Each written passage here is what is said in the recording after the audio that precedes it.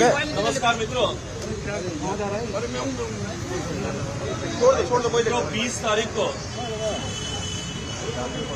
मलेरकोटला में पंजाब के विधानसभा चुनाव में उस क्षेत्र की प्रत्याशी पंजाब सरकार की मंत्री श्रीमती रजिया सुल्ताना के पक्ष में चुनाव के कैंपेन में पंजाब के पूर्व पुलिस महानिदेशक और जिनको पंजाब प्रदेश कांग्रेस कमेटी के सदर के अध्यक्ष नवजोत सिंह सिद्धू जी अपना स्ट्रेटेजिक एडवाइजर ऐसा बताते हैं और जिसकी स्वीकारोक्ति बार बार मुस्तफा साहब भी करते हैं,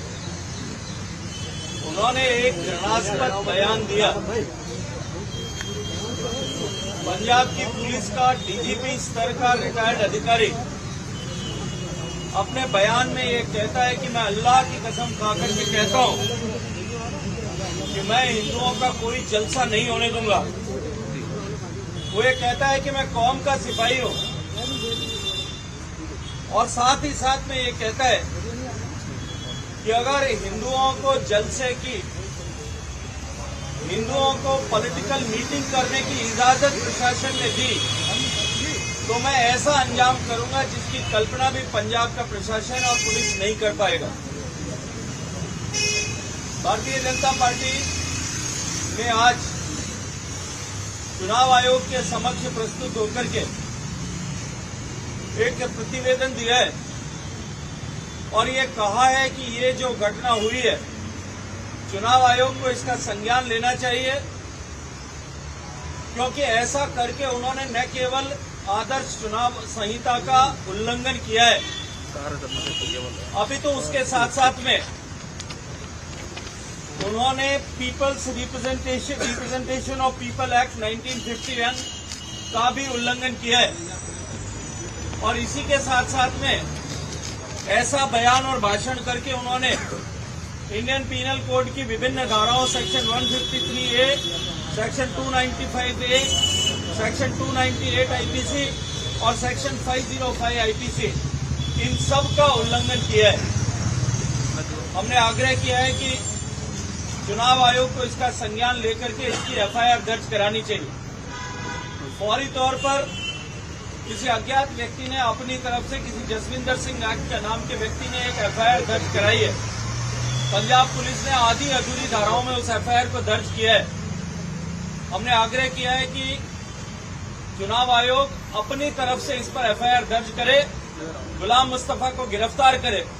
क्योंकि गुलाम मुस्तफा ने एफआईआर दर्ज करने के बाद में जो अपनी प्रतिक्रिया मीडिया के सामने दी है, तो उन्होंने कहा है कि इस तरह की एफआईआर चुनाव में दर्ज होती रहती है, इनको कौन पूछता है। जिस तरह से पंजाब जैसे संस्कृत प्रदेश में जिसने दशकों तक आतंकवाद की, अलगाववाद की तपिश झेली है, वहां इस तरह के समाज को तोड़ने वाले बयान देकर के जो कुकृत्य उन्होंने किया है, निश्चित रूप से इसकी सजा उनको मिलनी चाहिए ताकि पंजाब में फ्री एंड फेयर इलेक्शन कराया जा सके। और ये केवल उनका स्टेटमेंट मात्र नहीं है, ये एक वेल डिजाइंड कॉन्स्पिरेसी जो पंजाब में चल रही है उसका पार्ट है। आज ही प्रेस कॉन्फ्रेंस में कैप्टन अमरिंदर सिंह जी ने कहा है कि किस तरह से नवजोत सिंह सिद्धू को मुख्यमंत्री कैप्टन साहब के मंत्रिमंडल में शामिल कराने के लिए पाकिस्तान से दबाव आता था। उन्होंने मीडिया के सामने इसको विस्तार से रखा है। मुझे लगता है कि एक बहुत लार्जर कॉन्स्पिरेसी का हिस्सा है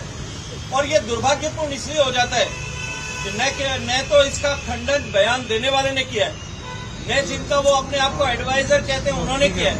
न कैंडिडेट जो उनकी पत्नी है जो पंजाब सरकार की पूर्व मंत्री है उन्होंने खंडन किया है, न ही कांग्रेस पार्टी के अध्यक्ष नवजोत सिंह सिद्धू साहब ने अध्यक्ष के नाते किया है,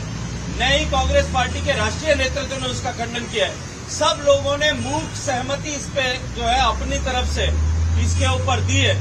ये केवल पंजाब में ही नहीं, पंजाब के अतिरिक्त उत्तर प्रदेश में, गोवा में, मणिपुर में जो चुनाव हो रहा है, इन सारे चुनाव के प्रदेशों में इस तरह का सांप्रदायिक सौहार्द बिगाड़ने की, एक तय डिजाइन के आधार पर बिगाड़ने की साजिश है। इस साजिश पर निश्चित रूप से कार्रवाई होनी चाहिए। हम सब ने मिलकर के ऐसा आग्रह अभी चुनाव आयोग के सामने किया।